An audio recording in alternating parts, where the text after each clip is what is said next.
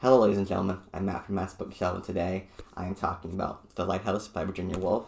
As the title of this video will suggest, this is my first time ever reading Virginia Woolf, and after finishing The Lighthouse for the first time, I can safely say with no exaggeration that this book has some of the best prose I've ever read in my life. And relative to the size of the book, I kind of wish I could have highlighted every single passage in this book, or nearly every single passage of this book. And because of this reading experience, I have become a lifelong fan of Virginia Woolf. So my desire to start reading Virginia Woolf came from one time when I went over to my friend Johnson's house, and he has a collection of Virginia Woolf essays, and one of them being an essay on James Joyce's Ulysses, which I read last summer. So I was curious to see what she had to say about Ulysses. She hated it, and which was surprising to me, but reading the essay itself, I was really captivated by the prose. And it never really happens to me very often when I read just like a couple paragraphs of a work by an author, and I'm like, wow, this is actually really, really great. I usually have to read a lot of it, but something about the way that she wrote really captivated me and was on my mind. So next time I went to a bookstore, I saw The Lighthouse, and I picked it up on a whim. I saw that it was pretty short, and it's one of her most well-regarded pieces. So yes, I bought it, and I read it about a couple weeks ago. As this title will suggest, I did not know very much about Virginia Woolf. I did some history, some historical, background checks and everything, and a little bit of researching what people think of this book, but I don't know too much about her as a person or as a writer, so don't come to this video expecting very deep analysis on who Virginia Woolf is. If you're a fan of Virginia Woolf, you'll likely know a lot more than I do about her, but I just want to go over some of the parts I liked about The Lighthouse, what I like about Virginia Woolf as a writer, and a lot of reading some of her passages in this book because, as I said, this writing is absolutely incredible, and despite the fact that I've been reading a lot of great authors for the past 2 years now, Virginia Woolf might be the best with regards to her prose specifically. So just to preface this video, there will be spoilers to The Lighthouse. The book isn't really about the plot, though. It's more about an exploration of writing, an exploration or a study of displaying the progression of time through writing. And so yes, I will be spoiling elements of the plot, but I don't think that it really matters because of the fact that the plot is somewhat bare bones and it's more about the writing style itself. So just be warned as I go into the book. So The Lighthouse follows the Ramsay family, Mrs. Ramsay, Mr. Ramsay, and their kids, along with some of their friends as they go to their summer home in the Isle of Skye in Scotland. Throughout this time, you follow a bunch of different characters, mainly Mr. and Mrs. Ramsay and Lily Briscoe, who is a family friend and a painter who is painting a picture of Mrs. Ramsay and of the lighthouse scenery around the Isle of Skye in Scotland. And you mainly get Mrs. Ramsay's perspective, and she is the matriarch. She's constantly trying to arrange marriages between friends and her children, and overall she has the aura of wanting to, she has the outward perception of wanting the best for her children, trying to look things through a positive lens, but when you get into her inner monologue, you get more of a cynical side of her. Whereas her husband, Mr. Ramsay, who is a philosopher, a writer, and a college professor, is pretty outwardly cynical, and but also when you get his inner monologues, despite the cynicism and despite having a very bleak perception of the world, you see that he almost finds joy in it, and he's almost able to appreciate the good and the bad. He's almost able to appreciate the good within the larger amount of bad things that is life from their perspective.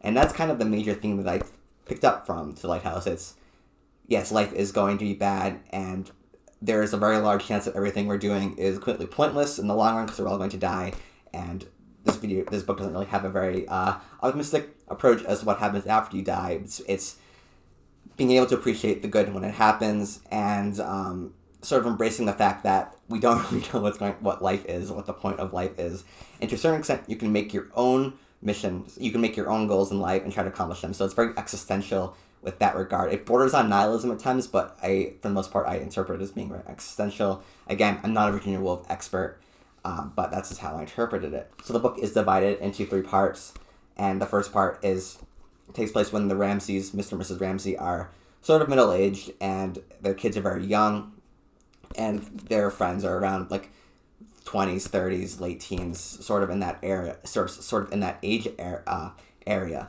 And part 2 is called Time Passes, in which time passes, and that's when the book really gets great. And then part 3 takes place many, many years later, where some of the characters in part 1 are dead, A lot of them are, and then the ones who are still alive are much older and in different life positions now than they were in part one. And when I read part one, I was very impressed by it. I really like the philosophy, the existential philosophy that you get from Mr. Ramsay and sort of secretly from Mrs. Ramsay. And I want to read a portion from one of Mr. Ramsay's inner monologues right now. He stood still by the urn with the geranium flowing over it. How many men in 1,000 million, he asked himself, reaches he after all? Surely the leader of a forlorn hope may ask himself that, and answer, without treachery, to the expedition behind him. One perhaps, one in a generation. Is he to be blamed, then, if he is not that one, provided he has toiled honestly, given to the best of his power, until he has no more left to give? And his fame lasts how long? It is permissible, even for a dying hero, to think before he dies how men will speak of him after. His fame lasts perhaps 2,000 years. And what are 2,000 years? Asked Mr. Ramsay, ironically, staring at the hedge. What indeed, if you look from a mountain top down the long waste of the age? The very stone one kicks with one's boot will outlast Shakespeare. His own little light would shine, not very brightly, for a year or two, and would then be merged in some bigger light, in that one, and bigger still.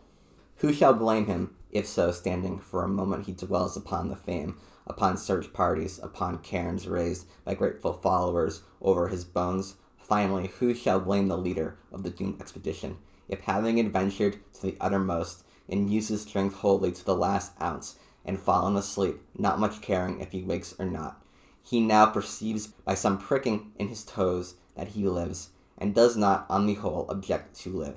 One requires sympathy and whiskey, and someone to tell the story of his suffering at once.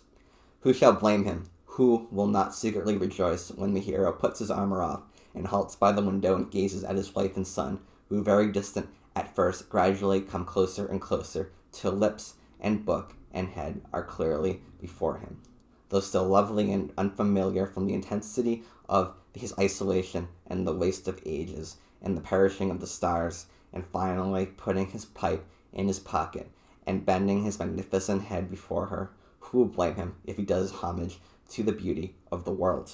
So going back to my ideas of the initial philosophy of the Lighthouse earlier, Mr. Ramsay is very much accepting that legacy is very small when you look at it through a macro way. Again, Shakespeare is one of the most well-recognized names in Western literature, and even if you don't like literature, you know who Shakespeare is. It's a name that basically everyone knows as soon as they start going to school, and even he recognizes the fact that the stone he kicks will outlast Shakespeare's legacy and his name.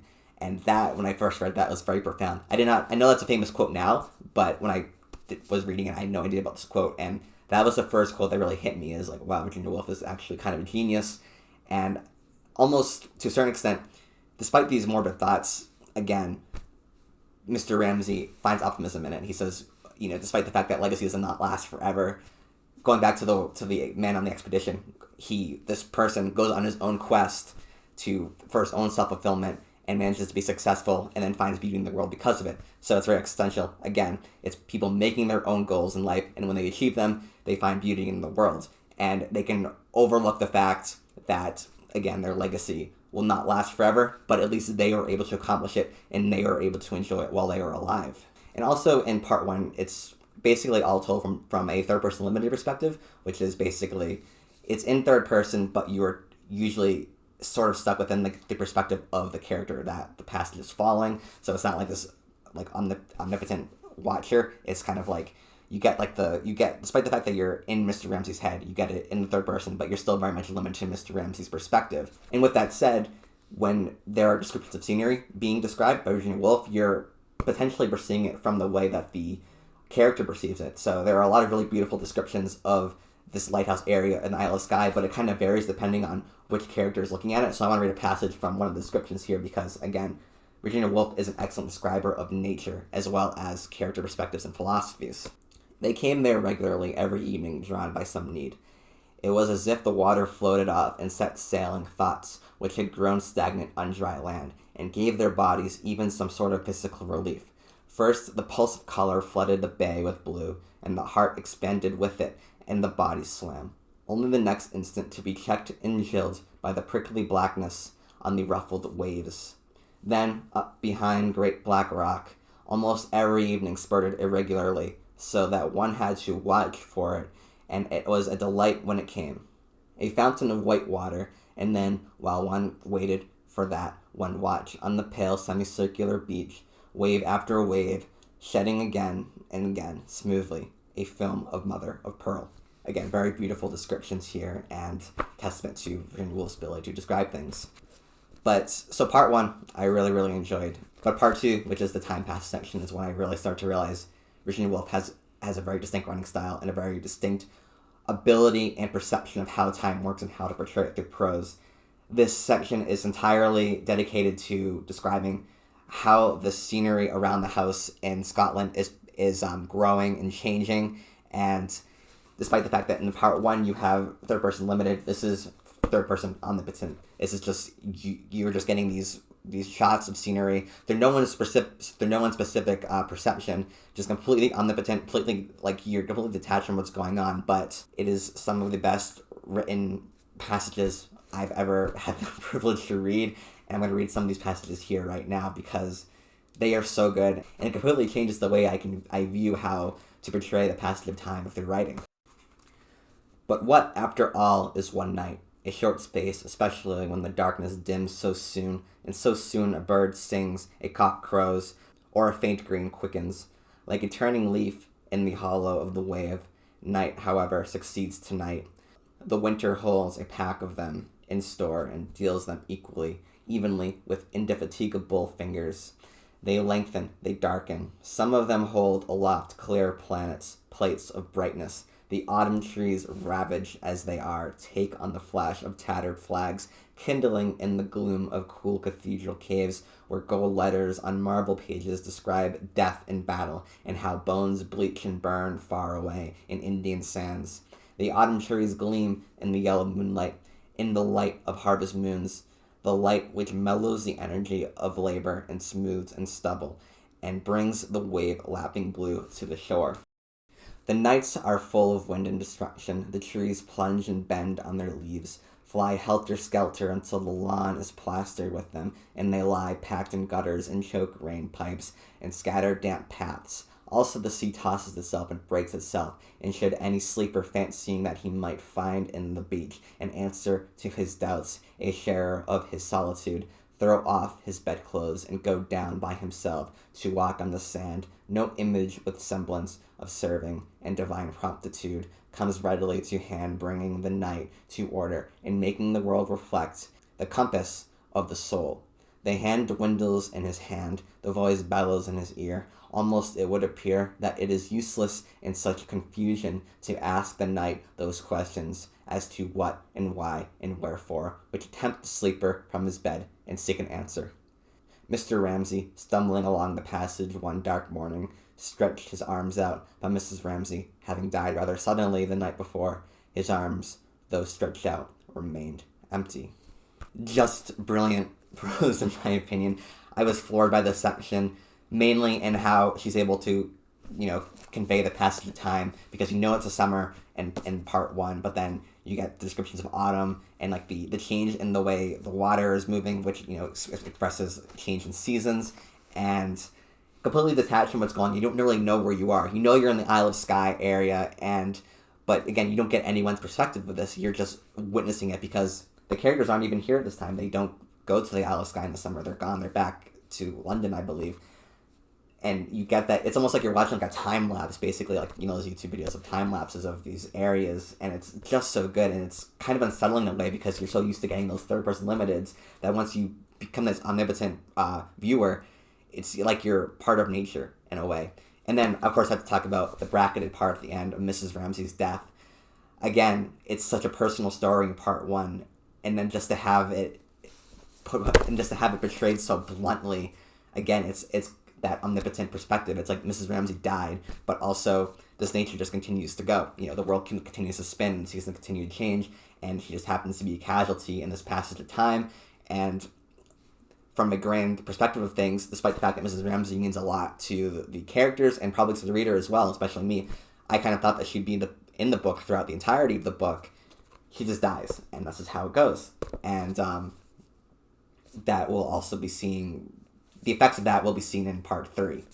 So after time passes section, part 3 returns to the similar writing style of part 1, but it just happens years later, and whereas part 1 mainly follows Mr. Ramsay and Mrs. Ramsay, part 3 mainly follows Lily Briscoe, who was a friend of the Ramsay family and is a painter and continues to stay along with the family. She is older and she's unmarried, and you get the feeling that she regrets, and you get the feeling that Mrs. Ramsay means a lot to her throughout these chapters.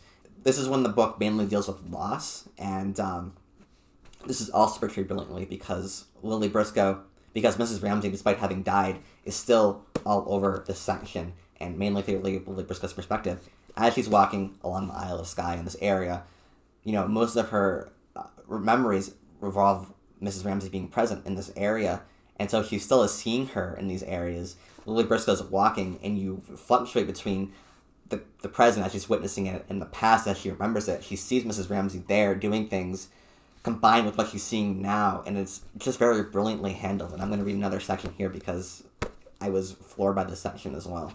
When she thought of herself and Charles throwing ducks and drakes, and of the whole scene on the beach, it seemed to depend somehow upon Mrs. Ramsay sitting under the rock with a pad on her knee writing letters. She wrote innumerable letters, and sometimes the wind took them, and she and Charles just saved a page from the sea. But what a power was in the human soul, she thought. That woman sitting there writing under the rock resolved everything into simplicity, made their anger, irritations fall off like old rags. She brought together this and that, and then this, and so made out that miserable silliness and spite. He and Charles squabbling, sparring, and had silly and spiteful. Something this scene on the beach, for example, this moment of friendship and liking, which survived all these years, so that she dipped into the refashion of her memory of him. And there it stayed in the mind, affecting one almost like a work of art. This, that, and the other, herself and Charles Tansley in the breaking waves, Mrs. Ramsay bringing them together, Mrs. Ramsay saying, "Light, stand still here," Mrs. Ramsay making of the moment something permanent, as in another sphere, Lily herself tried to make the moment something permanent. This was of the nature of a revelation. In the midst of chaos there was shape. In eternal passing and flowing, she looked at the clouds going and the leaves shaking, was struck into stability. "Light, stand still here," Mrs. Ramsay said. Mrs. Ramsay, she repeated. She owed it all to her. And this passage has further relevance because Lily Briscoe is a painter, and what painters do is to capture a scene permanently. She is in herself making scenes immortal through her paintings, and I don't know, that consideration and how the two ideas morph together here I think is really brilliant. And the Lily Briscoe character is very interesting as well, because she does express great regret, and but she's also like sort of an omnipotent viewer herself. Again, she's not part of the family, but she's witnessing all these events within the Ramsay family, and seeing her walk through the Isle of Skye and see characters like such as the Ramsay's children in older form now, seeing them, but then also remembering them as kids, and then also Mrs. Ramsay, seeing Mrs. Ramsay despite the fact that she's dead. It just completely amazed me when I was reading it, because I lost my dog fairly recently, about a few months ago, who was 17 and a half years old, and even then, even still now, like, I will think that he's there at some points. Like, for example, like if I'm walking in the dark, I still remember the places where he would sit on the floor, so my body will unconsciously like hop over those areas still, and it's been months, and I still have those impulses with me. And it's just really captures that sense of loss, but the feeling that despite being dead, the dead themselves still linger around in your mind.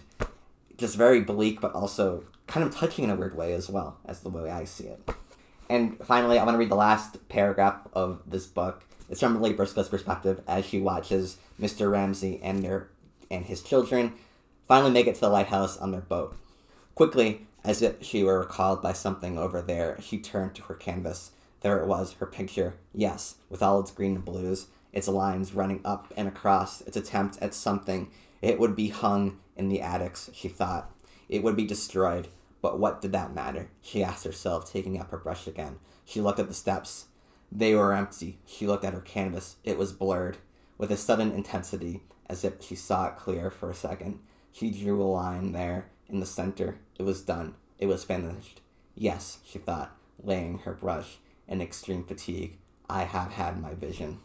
And then going back to the paintings, again, Lily Briscoe is making a scene immortal through her paintings, but immortality does not necessarily mean fame. She's saying here that the painting will eventually be thrown into an attic to be forgotten, and in many ways that parallels what Mr. Raymond said about Shakespeare. Shakespeare's name will not be remembered forever. So there is a permanence to art, but just because there is a permanence does not mean it will last, it will be famous forever. And that's just something I never considered either.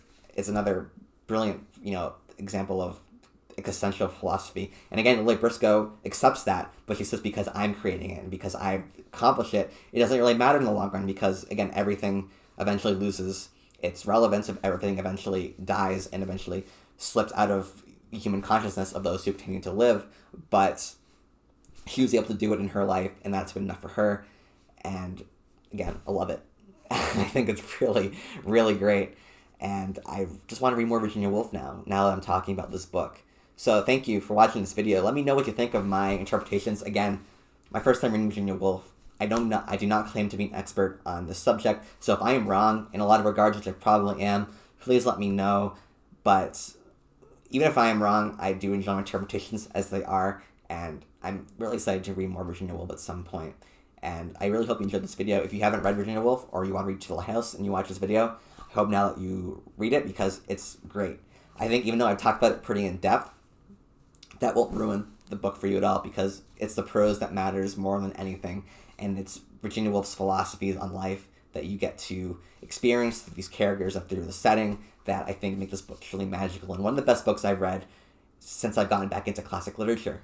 So thank you very much. Check out my friends Colorless Wonderland and Dronzo. Dronzo did a video on Herodotus. It's over an hour long, but it's very well done. It's very quick. It's very well produced and edited. He did his research, and it does not feel its length at all. And then Colorless Wonderland did recap videos mostly on what he's been reading. So yes, thank you, and I'll see you for my next video. Thank you, and goodbye.